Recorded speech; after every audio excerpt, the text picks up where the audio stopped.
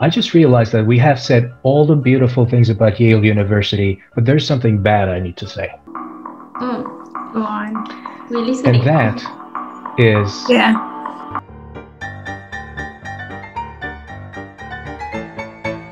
Hello, I'm outside in my dad's garden now. It's very windy today, and let the wind blow me to one of the best universities in America.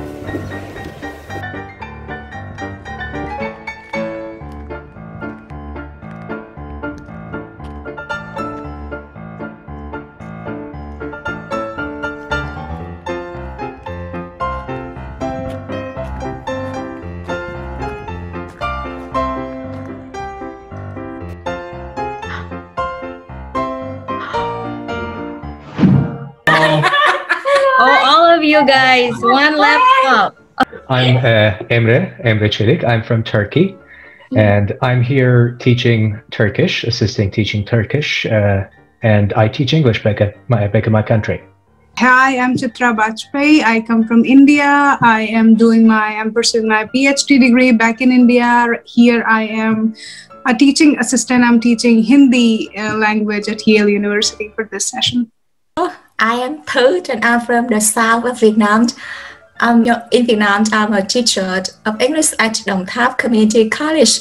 And as you know, that Đồng Tháp is a very small province, but so beautiful. Hi, my name is Ganis. I am from Indonesia. And yeah, currently I'm teaching Indonesian at Yale University. So I teach beginner classes and then advanced class.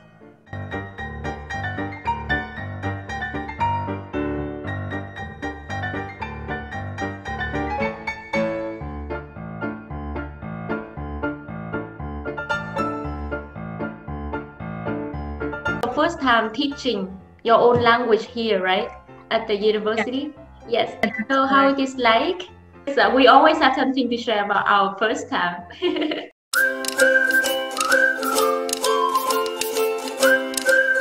When they ask questions about some things in the language, like a grammar point, when they ask me to explain it, it's kind of hard for me because, just like you said, this is the language I've been speaking since, I don't know, I was born. So I don't really know what specifically is that thing that I use there. And then I cannot really explain it. And sometimes the pronunciation gets funny because students sometimes mispronounce things in a very funny way. And then as a teacher, you shouldn't laugh, but it's very hard. You have to hold yourself. But yeah, that kind of a thing happens. But of course, teaching your own language is something interesting, because when you teach your language, you assume that when you teach any language, actually, you have some level of expectation from students. And when you teach your own language, that expectation gets automatically higher because you feel like this is something very simple. They will definitely know this.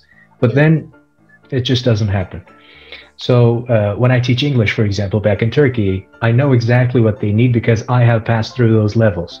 I was a learner of English, like I didn't know anything in the beginning, and I made the similar mistakes as my students do. But here, it's not the same. They're the learners, like first-time learners of a language. So it must be, we must remind ourselves all the time that they may not know even the simplest things. So that's the point, I can tell. We used to study English and we know what the students need. But now we are as native speaker and we have to teach our own language. Many things we think that they know. Before I came here, I thought, okay, Vietnamese is my native language.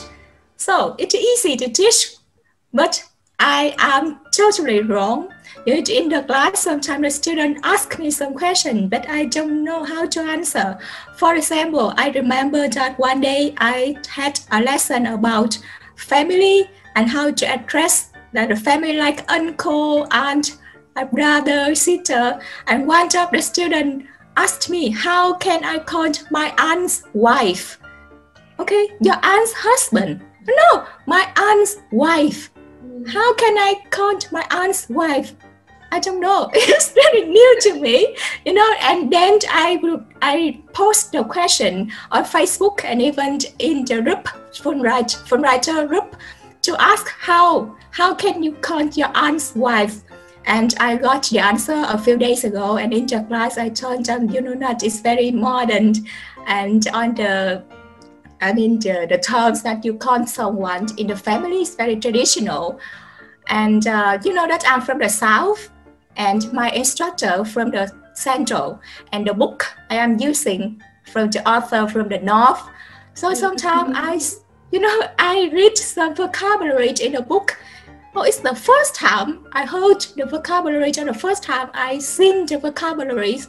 It's very old and a kind of outdated vocabularies. So that I found the student, you know, that one of my duties to be here to make it more lively, more updated, and more realistic that you can use in daily life in the South. Yes. It's very funny, but you know, like Vietnamese is so difficult, really difficult.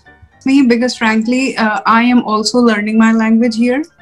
Because since I am a native speaker, I haven't been very much, I don't have the efficiency to teach the grammar portion of the language. And most of the times, my students ask me that, any particular word, what is this called in Hindi? And I'm like, I don't know, this is this called in Hindi. And sometimes students ask, and I say, I never ask myself that question. Like native people, we don't ask.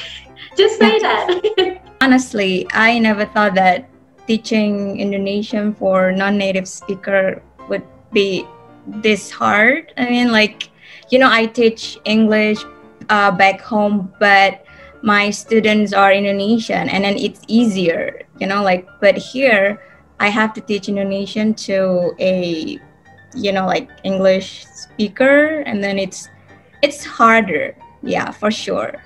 Some of them are interested because they want to go there, but some other just like take it because it's convenient for them. But me,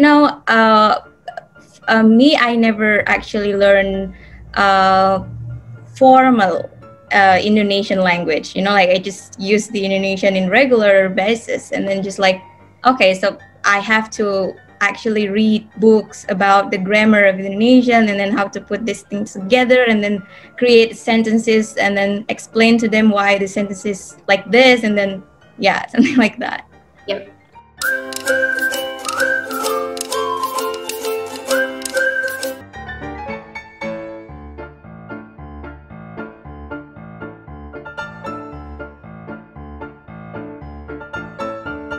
And I'm sure one thing that you all have wonderful friendship there, right? Like brothers and sisters. I would like to talk more about being here and being surrounded by a lot of wonderful Fulbrighters. Any experiences, any stories you want to share? Actually, here in New Haven, at Yale University, right now we're 5 people, right? We are 5 people, 5 Fulbrighters, 5 FLTAs, yeah.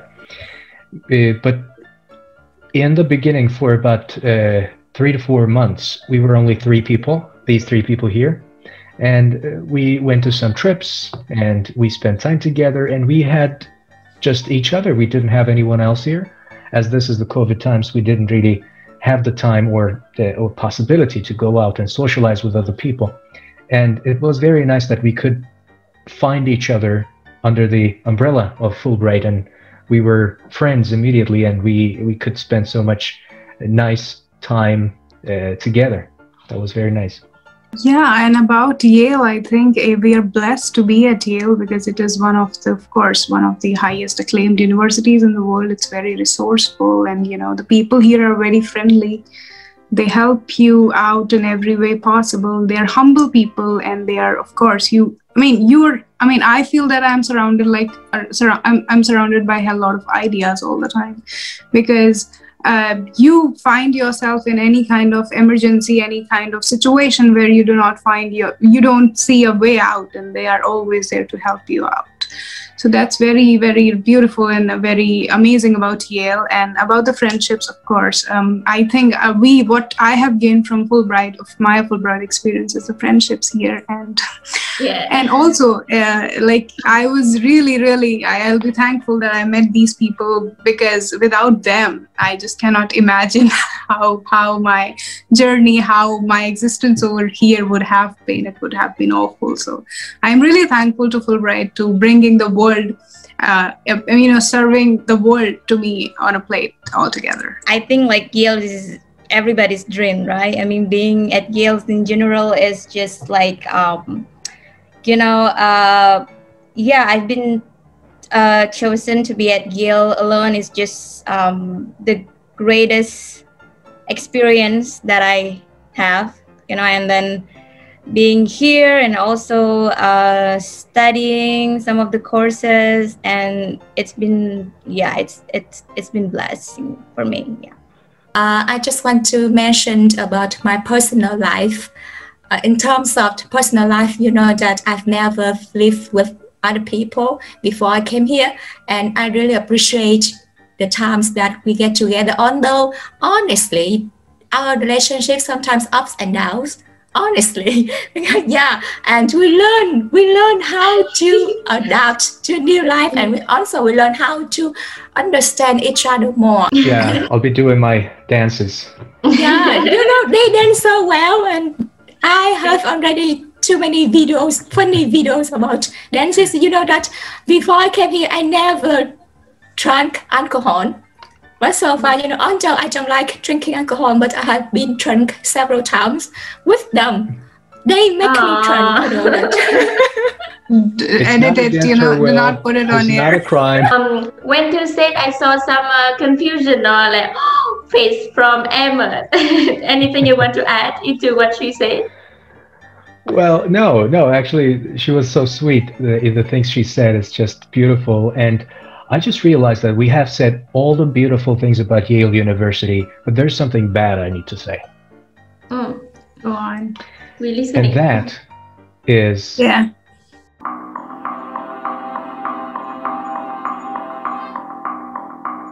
they don't know how to take ID photos. They just make you look terrible on the ID. That's not good, because the lady there, she's just like, get over there. And then you go over there, and then she says, look at this thing. And you don't even know if that's a camera. And then she just snaps the photo, and then you look like this. A criminal. See? That's what happens. That's something bad about Yale. But he has a big complaint. It's really, really nice of him that he told me before. He told me before I went there to have an ID photo. He showed me the ID photo, and I said, "Oh, you look like criminal, international criminal." And then after that, I heard so that I have better photo. I showed the photo to him. I also showed the photo to Chitra, but she never showed her photo to me. Oh, come on. I always am ready to do that. It looks like a oil-producing face I have. I just sacrificed myself for you guys. Okay. I think because here it comes. Let's see. Okay, it's hideous. All right. Beautiful. Okay. But I don't look it's a lot better than mine. Definitely. I think in general, because we, the Asian people, we took pictures more. I mean, even we try to post. Exactly. To find the best shots. Like in Vietnam, in my group, I never took photos because I didn't know how. But here in the group, I mean, FLTA group, she has that. all of them said, "Okay, Thư, you are gifted at taking photos." Yeah. Exactly. It's so surprising, You are the photographer. You know how to take photos. And I mean, on this big platform, I would also like to extend my heartfelt thanks to Mr. Chelik for letting us know beforehand that you may look like a criminal or a runaway person from an asylum. So that we were, alert beforehand. Exactly. I just sacrificed myself for the good of my friends. This is what Fulbright is about. this is what friendship is about. This is what Yale. No, I'm going. Okay. Emre, you're the best. You know. Yeah. You always the most handsome man in this group. Come on. Always. Yeah. Oh yeah. In this group, yes, that is true. In this apartment, I think I am the most handsome man. Yeah. You are. There's no other man. You are. There's only one.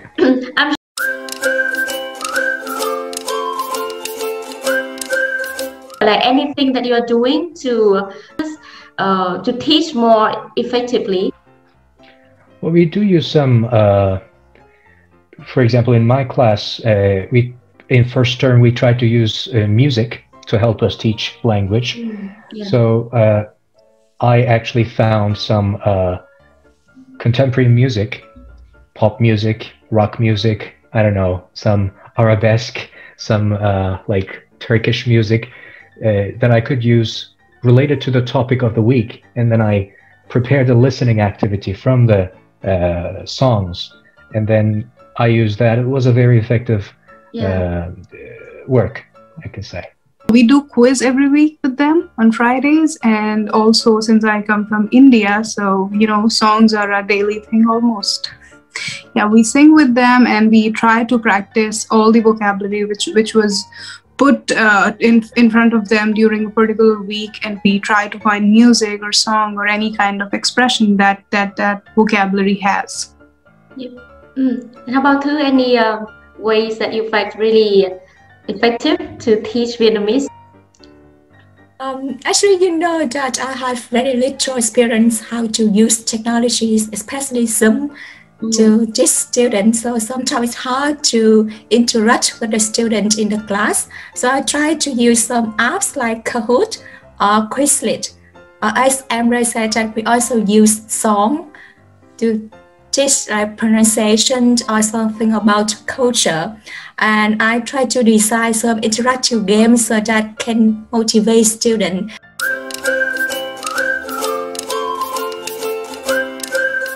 Sure that I'm not just Vietnamese, but also many friends all over the world will see this video. Do you want to send any messages to them if they want to apply for Fulbright? Oh yes, they should definitely do it. And I don't know what the next year will bring. I don't know what the situation will be about COVID, but no matter what, this is an amazing opportunity. And I think they will be entering a great community of scholars, people who are great in their personalities and whatever they're doing all around the world. So I feel like I'm a part of something big, and I hope this for everybody else. I really encourage everyone to apply for the FLTA, not only FLTA, for all the Fulbright program. But if you want to get a taste of how it's like to be part of the American university, getting to know it, and you can just apply for the FLTA first before you take master, or of course, after that you will take masters. Yeah, I definitely think that this is a very enriching experience, and everyone should, whosoever is thinking of it definitely should go for it, because you get to travel, you get to learn a lot, you get to meet a lot of people, you get to, know various people from different countries. And I really hope and wish that we sacrificed ourselves. So the rest of the Fulbrighters are going to meet each other really, and they're going to have the real experience, in-person experience, hopefully very soon. So I wish them all the best. And once a Fulbrighter, always a Fulbrighter. Yay! You should trust yourself. Trust yourself, because if you want to do something, you should see the thing you can get.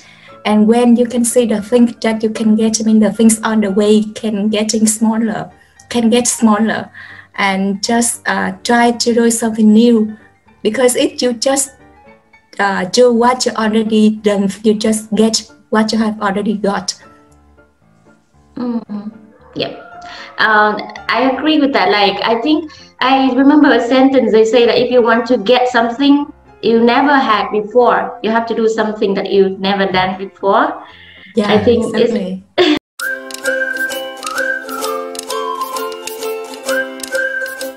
I think it's the very funny thing that we learn our languages.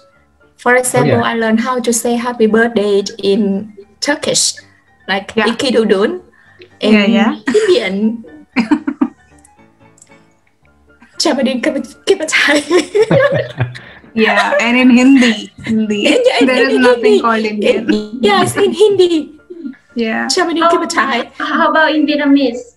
In Vietnamese, okay, they can say hello, they can say Happy New Year. Yes. Let's say at the same time. Chúc mừng năm mới. That's also what I was going to say. Emre, please do it. Okay. I want to say hello. Xin chào. Happy New Year. Happy New Year. Okay, that's hard. Chúc mừng năm mới. You know, it's our New Year time here in Vietnam. Thank you so much. Yeah, we celebrated your New Year here. Yeah, thank you so much for being here, and I wish you the best for the rest of your time in America. Thank you so much. Thank you so much for talking to us. Remember to be a tour guide for them when they visit Vietnam someday, especially in the north. Sure. Good night. Good night. Thank you. You have a good day. Bye-bye.